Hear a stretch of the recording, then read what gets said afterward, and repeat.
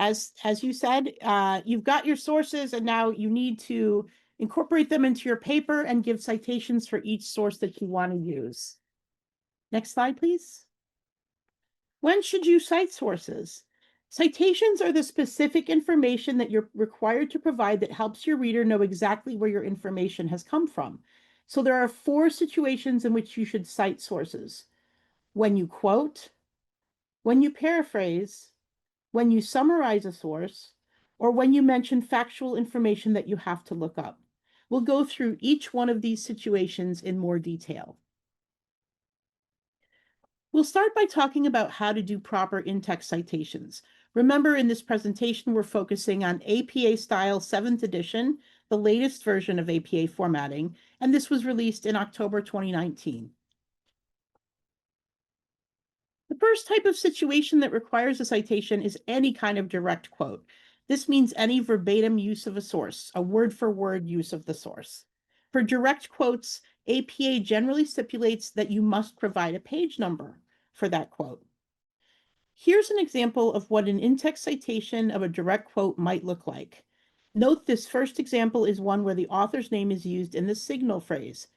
Jose 2013 claims that, quote, approximately 70% of U.S. healthcare organizations use social media as part of various community engagement activities, end quote, page 245. Here's another example where the author's name is not used in the signal phrase, so this is the second example, but it appears at the end in parentheses. Research has found that, quote, approximately 70% of U.S. healthcare organizations use social media as part of various community engagement activities, end quote, Jose 2013, page 245. Note the formatting of the page number. You simply put P, period, and then the page number with a space in between. Both of these examples are appropriate. You can choose whether you want the author's name in the sentence, like the first example shows, or if you want the author's name in the parentheses, like in the second example.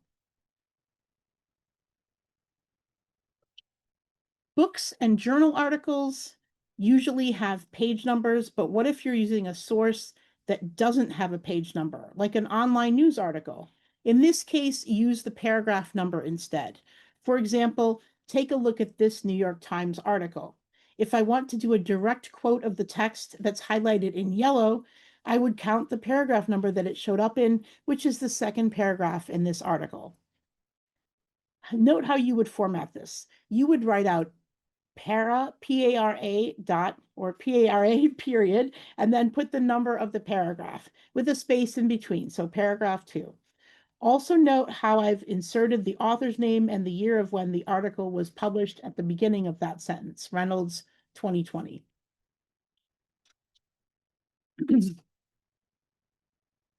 What if your quote is 40 or more words in length?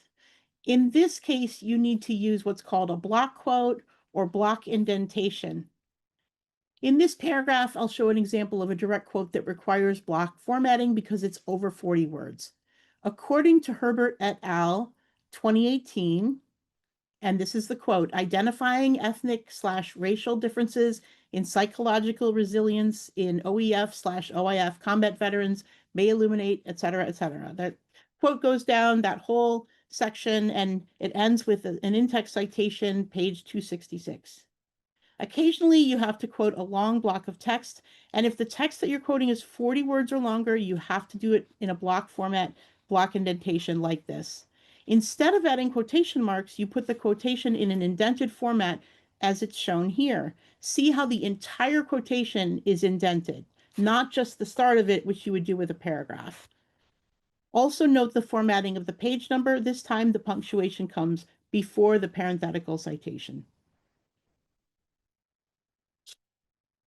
The second type of situation where you would add an in-text citation is when you paraphrase. Paraphrasing means to present information in your own words. The in-text citation for paraphrased information, according to the APA, does not require a page number.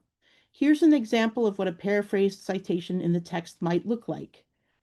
Research by Wegener and Petty, 1994, supports the claim that webinars are boring. Oh no. It's important to note that the APA recommends using paraphrasing more rather than direct quoting.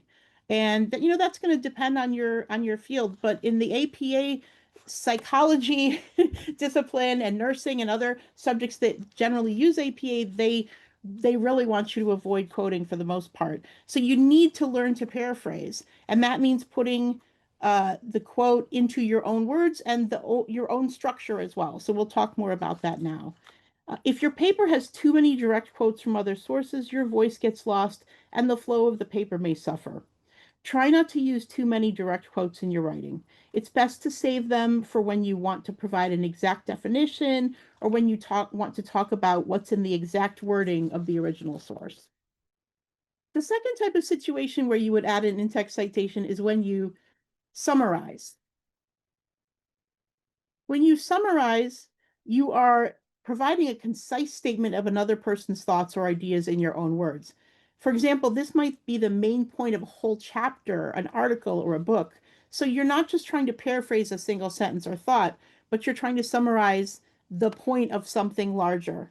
And the in-text citation for summarized information does not require a page number. Let's say that you read a book written by Freud published in 1930 and you want to summarize the main idea of the entire book in a few sentences or less. You might write something like this. Freud, 1930, argued that civilization both protects humans from discontent and is a primary source of human suffering. Another situation, and the fourth and final one we're going to talk about, where you need to use an in-text citation is when you use factual information that is not common knowledge. So some things are common knowledge. We can assume most people would know. For example, if you say there are 50 states in the USA, you don't need to cite that. But if you mention a fact like a statistic that you had to look up, then you should provide a citation for where you got the information from. For example, in 2019, there were 17.4 million veterans in the United States, U.S. Census Bureau 2020. One important point about in-text citations is how you format them differs depending on the number of authors that your source has.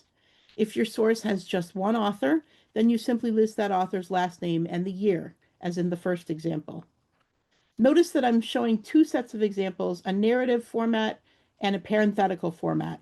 The parenthetical format includes the authors and a date of publication within the parentheses. The narrative format inserts the author as part of a sentence with only the date of publication in parentheses. You can use either format. Both of them are totally acceptable. And most people vary using one sometimes and the other sometimes. It might be a little strange if your whole paper always did it the same way, but you'll get used to making a choice like that. If your source has two authors, you would list both names as shown here, Wegener and Petty. In parenthetical format, you would use an ampersand or the and symbol. And in narrative format, you would write out the word and, A-N-D, between the author's names. If your source has three or more authors, you would just list the first author followed by et al., which means and others. It comes from Latin et alia, meaning and others. Some sources have dozens or even over 100 authors, so using et al. Makes your life much easier instead of having to write out every author's name in your text. We've covered the basics of in-text citations and APA formatting, but if you have more questions, we'd recommend you check out the APA guide on Purdue OWL's website, and that's a link that we're going to give you in the handouts as well. And you'll find guidance on in-text citations for various issues. And at the end, when we have the Q&A, you might have questions about certain types of issues, and we can help show you where those would be answered in the OWL guide.